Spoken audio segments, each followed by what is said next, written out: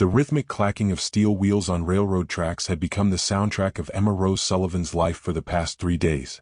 She pressed her small face against the grimy window of the passenger car, watching the endless expanse of prairie grass roll by under the September sun of 1885. At 12 years old, she had already learned that hope was a dangerous thing, something that could lift you up only to dash you against the rocks of disappointment. The train car was filled with children ranging in age from 4 to 16, all of them orphans from the overcrowded streets of New York City. They were part of what the newspapers called the orphan train movement, a grand experiment to place homeless children with families in the American West. To Emma, it felt more like being cattle shipped to market. "Next stop, Cedar Falls, Kansas," called out Mr. Charles Brace, the stern-faced representative from the Children's Aid Society who had been their guardian for the journey. "Everyone needs to look their best. Remember, you're representing not just yourselves, but the future of these frontier communities." Emma smoothed down her faded blue dress, the only decent piece of clothing she owned, and tried to tame her unruly auburn curls. Around her, the other children were doing the same, their faces a mixture of hope and terror. She had watched this ritual at every stop.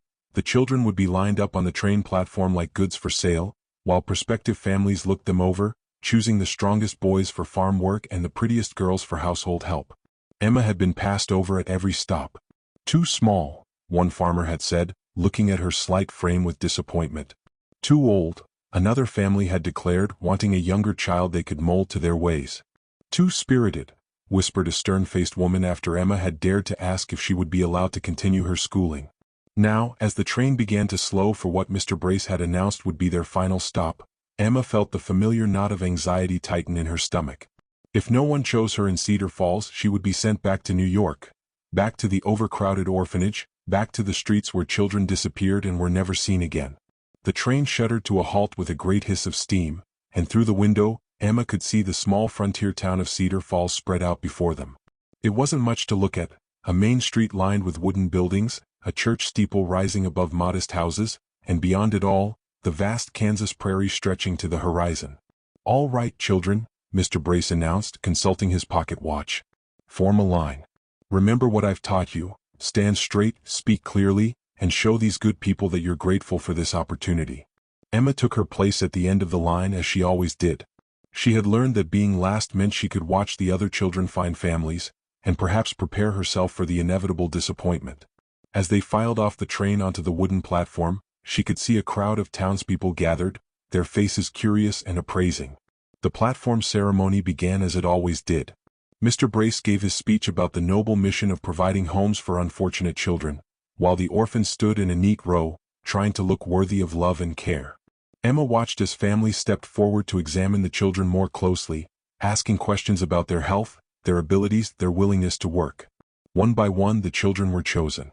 Tommy, a sturdy 8-year-old, was selected by a farming family who needed help with their livestock. Sarah, a pretty blonde girl of 10, was claimed by a merchant's wife who wanted a companion for her own daughter. Even little Mary, barely 5 years old, found a home with a childless couple who had been praying for a daughter. As the crowd thinned and the number of available children dwindled, Emma felt the familiar weight of rejection settling over her like a heavy cloak. She was too small for farm work, too old to be molded into someone's ideal daughter, and too independent for families who wanted quiet, obedient children. "Well," Mr. Brace said, consulting his list as the last family walked away with their chosen child, "it seems we have one remaining." Emma stood alone on the platform now, her small suitcase at her feet, trying to maintain her dignity even as her heart broke. The remaining townspeople looked at her with a mixture of pity and indifference, and she could hear their whispered conversations. "Poor little thing. Too bad she's so small. Probably trouble, that one. Look at those eyes, too knowing for a child." Mr. Brace approached her with the expression of a man completing an unpleasant duty. "I'm sorry, Emma. It seems Cedar Falls isn't the right place for you either. We'll have to wait." The voice came from the edge of the platform, deep and commanding enough to cut through the murmur of the crowd. Emma looked up to see a man stepping forward from where he had been leaning against a wooden post, apparently observing the proceedings from a distance. He was tall and lean, with sun-weathered skin and dark hair that needed cutting. His clothes were simple but clean, worn denim pants, a blue cotton shirt, and boots that had seen hard use. But it was his eyes that caught Emma's attention, deep brown and kind, with a sadness in them that seemed to match her own. "I said wait," the man repeated, walking toward them with long, purposeful strides. The train doesn't need to leave just yet. Mr. Brace looked annoyed at the interruption. Sir, the selection process is complete. If you were interested in adopting a child, you should have participated earlier. I wasn't planning on it, the man admitted, his gaze fixed on Emma. But sometimes plans change. Emma found herself staring back at him, something stirring in her chest that she was afraid to name. He wasn't looking at her the way the other adults had, not evaluating her usefulness or her potential as a worker. He was looking at her as if he saw something worth saving. "What's your name, little miss?" he asked, crouching down so they were at eye level. "Emma Rose Sullivan," she replied, proud that her voice didn't shake. "That's a pretty name. I'm Daniel McKenna, but most folks call me Danny." He paused, studying her face. "You look like you've got some fight left in you." "I do," Emma said firmly, lifting her chin. "I'm not giving up." Danny smiled, and it transformed his entire face. "Good.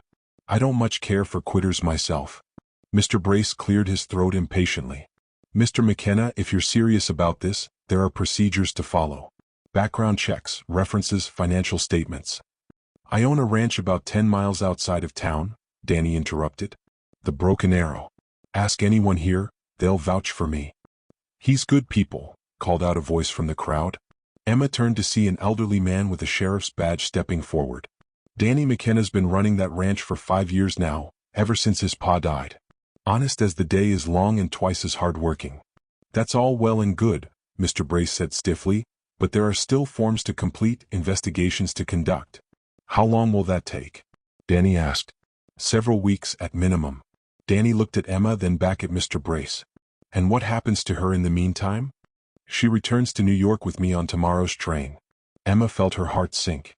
She had dared to hope for just a moment, but now reality was crashing back down around her. "No," Danny said simply. "I beg your pardon?" "I said no." Danny stood up, his full height making him an imposing figure. "That little girl isn't going back to New York. Not if I have anything to say about it." "Mr. McKenna, you can't simply—" "Sheriff Bradley," Danny called to the elderly lawman. "What would it take to make this legal and proper, right here and now?" The sheriff scratched his grizzled chin thoughtfully. "Well, if you were to formally petition for guardianship in front of witnesses, and if the child consented, I suppose we could make it official. Judge Morrison's in town for the circuit court, he could sign the papers." "And if Mr. Brace here objects?" Sheriff Bradley's eyes hardened slightly. "Mr. Brace is a guest in our town. He doesn't get to dictate how we handle our own affairs." Emma watched this exchange with growing amazement. This stranger, this Danny McKenna, was willing to fight for her.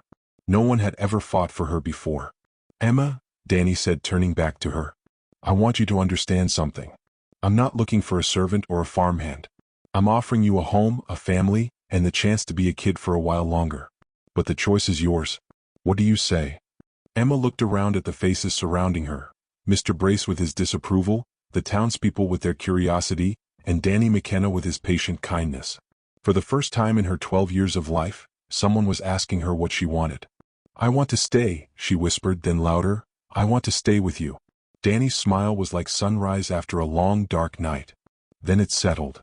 Mr. Brace sputtered protests about proper procedures and legal requirements, but his objections were drowned out by the murmur of approval from the townspeople. Within an hour, Judge Morrison had been summoned, papers had been signed, and Emma Rose Sullivan had officially become Emma Rose McKenna, ward of Daniel McKenna of the Broken Arrow Ranch.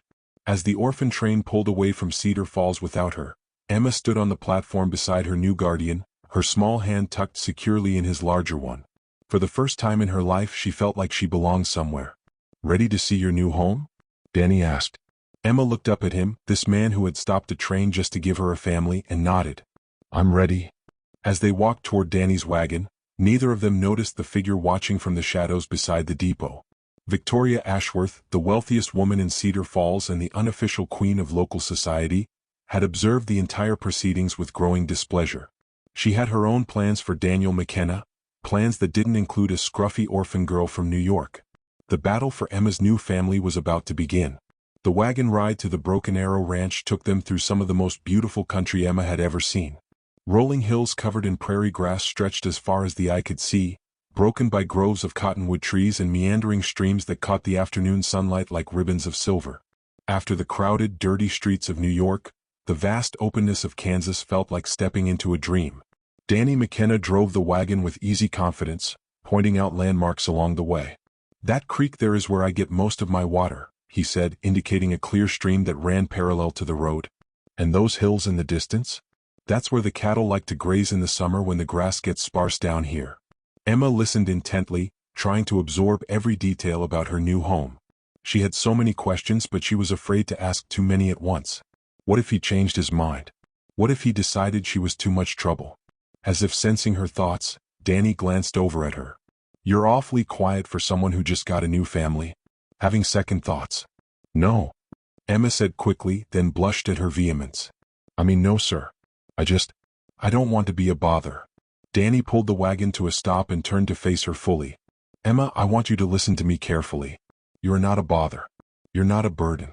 And you don't have to earn your place here by being perfect or invisible.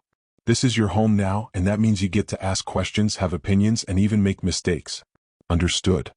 Emma nodded, feeling a tightness in her chest that she was beginning to recognize as hope. "Yes, sir. And you can call me Danny. Sir makes me feel old." As they continued down the road, Emma found her courage returning. "Danny? Can I ask you something?" "Anything. Why did you choose me? I mean, there were other children on the train. Stronger ones, prettier ones." Danny was quiet for a long moment, his hands steady on the reins. When he finally spoke, his voice was thoughtful. "You want the honest truth?" "Yes, please. I wasn't planning to take any child today. I only came to town for supplies." He paused, seeming to gather his thoughts. "But when I saw you standing there at the end after everyone else had been chosen, you reminded me of someone." "Who?"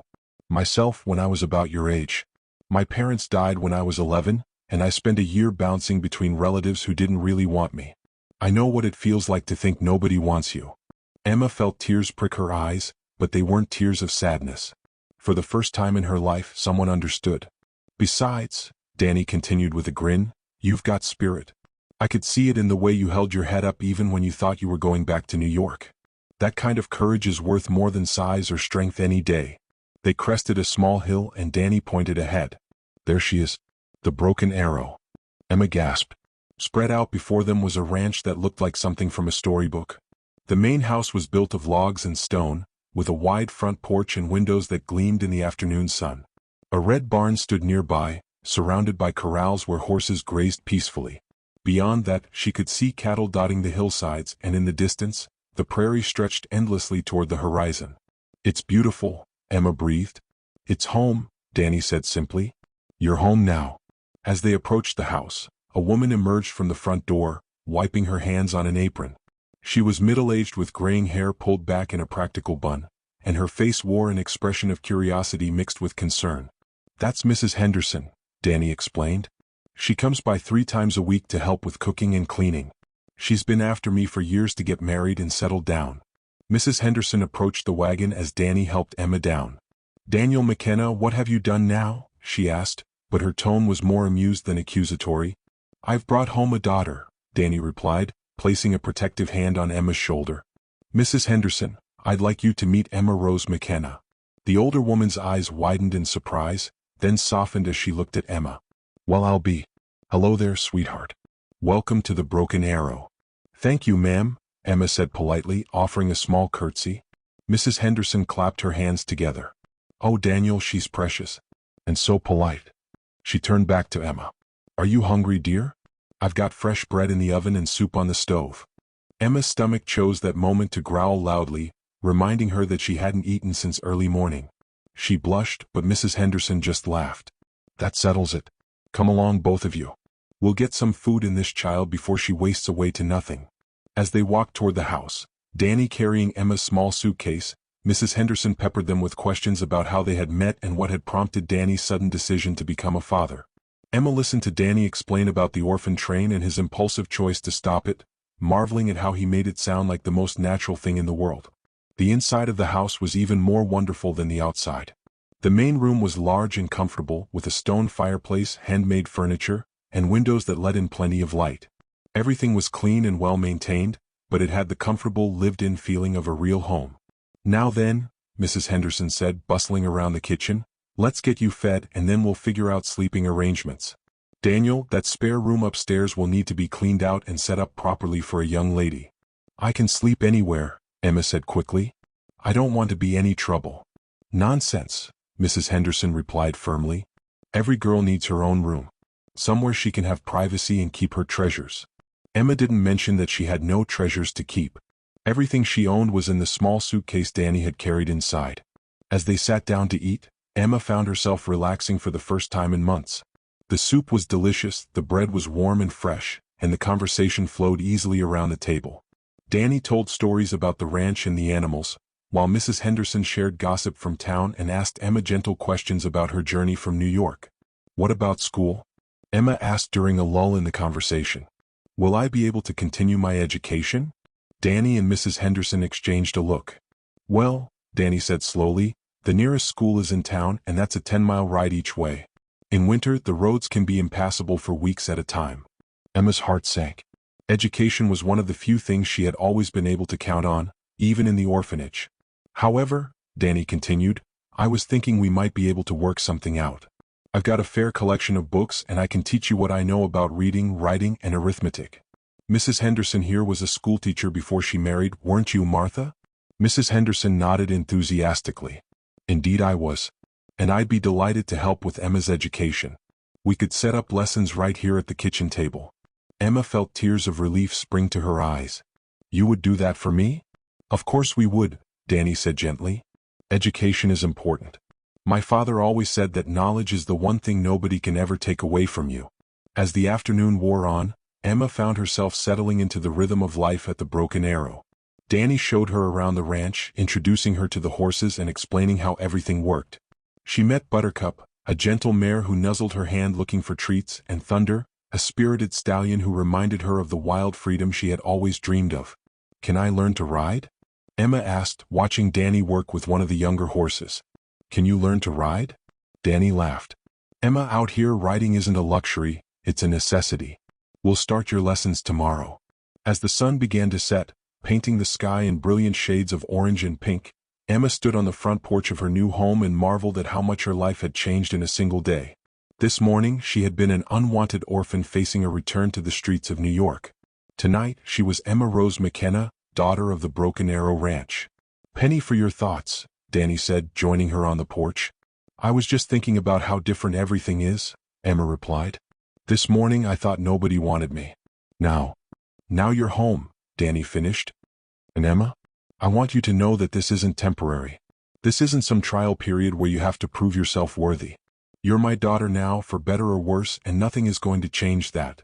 Emma looked up at this man who had changed her life with a single act of kindness, and for the first time since her parents died, she felt truly safe. Thank you, she whispered, for stopping the train, for giving me a family. Danny smiled and ruffled her hair. Thank you for letting me. As they stood together watching the stars appear in the vast Kansas sky, neither of them saw the elegant carriage that had stopped on the road just beyond the ranch's entrance. Victoria Ashworth sat inside, her face a mask of cold determination as she observed the touching scene on the porch. She had come to the Broken Arrow tonight with a specific purpose: to finally convince Daniel McKenna to marry her and combine their properties into the largest ranch in the county. But now there was a complication she hadn't anticipated: a scruffy orphan girl who had somehow wormed her way into Danny's affections. Victoria Ashworth was not a woman who accepted complications gracefully. She had worked too hard and waited too long to let a child stand in the way of her plans. As her carriage turned around and headed back toward town, she was already formulating a strategy to remove this obstacle from her path. The battle for Emma's family was about to begin in earnest. Emma's first weeks at the Broken Arrow were blissful. She learned to ride with natural talent, continued her education with Mrs. Henderson, and spent precious evenings on the porch listening to Danny's stories.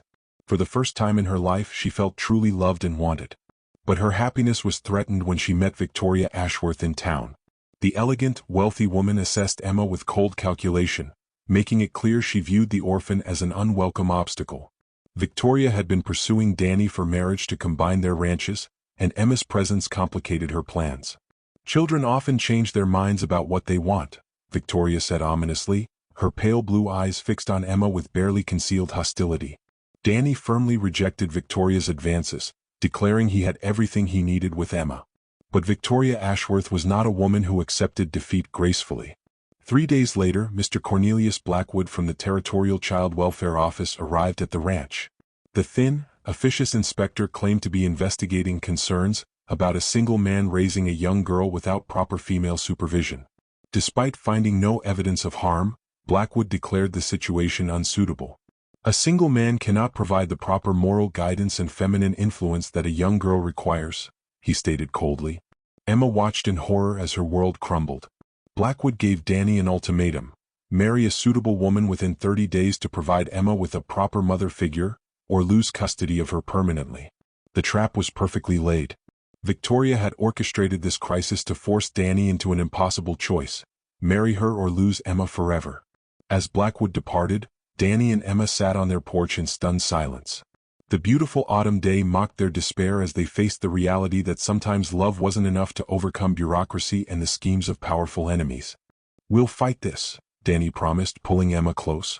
But they both knew the battle for their family had entered its most dangerous phase, with everything they cherished hanging in the balance.